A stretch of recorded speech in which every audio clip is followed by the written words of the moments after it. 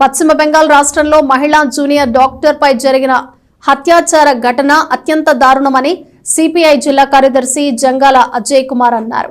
నిందితులను కఠినంగా శిక్షించాలని ఆయన డిమాండ్ చేశారు. స్థానిక గాంధీనగర్లోని సిపిఐ పార్టీ కార్యాలయంలో తెనాలి నియోజకవర్గ భారత కమ్యూనిస్టు పార్టీ ముఖ్య నాయకులు కార్యకర్తల సమావేశం శనివారం ఉదయం జరిగింది.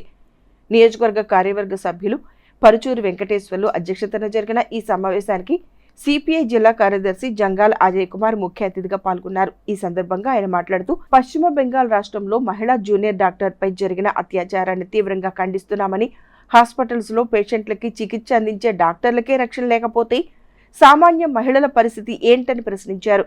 దేశానికి స్వాతంత్ర్యం వచ్చి 78 సంవత్సరాలు గడుస్తున్నప్పటికీ మహిళలకు రక్షణ లేకుండా పోయిందని, ప్రజాస్వామ్యం ఎటువైపు పోతోందని ఆవేదన వ్యక్తం చేశారు. దీనికి కారణం కేంద్ర ప్రభుత్వం మహిళల రక్షణకు సరైన చట్టం తీసుకురాలేకపోవటమేనని అన్నారు. ఇప్పటికైనా మహిళలకు రక్షణగా ప్రత్యేకమైన చట్టం తీసుకురావడానికి కేంద్ర ప్రభుత్వం ఆయా రాష్ట్రాలు ముందుకు రావాలని అన్నారు. అదేవిధంగా సిపిఐ శతవార్షికోత్సవాలను జయప్రదం చేయాలని, పార్టీ బలోపేతానికి నియోజకవర్గంలోని ప్రతి ఒక్క కార్యకర్త కృషి చేయాలని జంగాల అజయ్ పిలుపునిచ్చారు.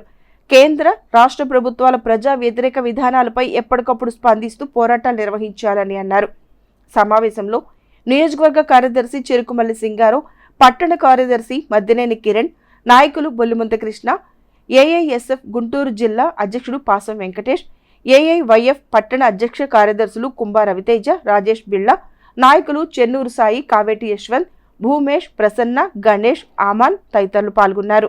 ముందుగా కోల్కతాలోని ఆర్జీకర్ వైద్య కళాశాలలో మహిళా జూనియర్ డాక్టర్ పైన అత్యాచారం గావించినటువంటి ఘటన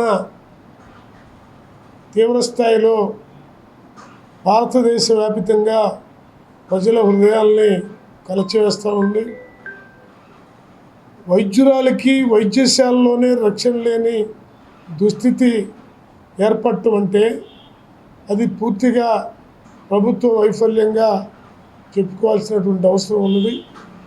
అలాగే ఈ రోజున డాక్టర్లు, జూనియర్ డాక్టర్లు, వైద్య విద్యార్థులు చేస్తున్నటువంటి ఆందోళన కార్యక్రమాలకి సిపిఐగా సంపూర్ణమైనటువంటి మద్దతుని ప్రకటిస్తూ ఉన్నాం. ఎవరైతే ఆ 10 మంది ఉన్నారో ఆ నిందితుల్ని తక్షణమే అరెస్ట్ చేసి భవిష్యత్తులో ఎలాంటి ఘటనలు జరగకుండా తగు చర్యలు ప్రభుత్వం తీసుకోవాలని సిపిఐగా డిమాండ్ చేస్తూ ఉన్నాం. 26న దేశవ్యాప్తంగా కమ్యూనిస్ట్ పార్టీ సిపిఐ ఏర్పడి 100 సంవత్సరాల సందర్భంగా నియోజకవర్గంలో పార్టీని బలోపేతం చేయటం, అన్ని గ్రామాల్లోనూ అన్ని వార్డుల్లో కూడా శాఖలను ఏర్పాటు చేయాలని ఈరోజు తీర్మానించడం జరిగింది. దీనికి పార్టీ ప్రజా సంఘాలు, ఏఎస్ఎఫ్, వైఎఫ్, ఏయుటిసి పార్టీ, ఇంకా ఎస్టీయు ఈ నాయకులందరూ కూడా ఈ కార్యక్రమాన్ని జయప్రదం చేయడం కోసం కృషి చేస్తూ ఉన్నారు.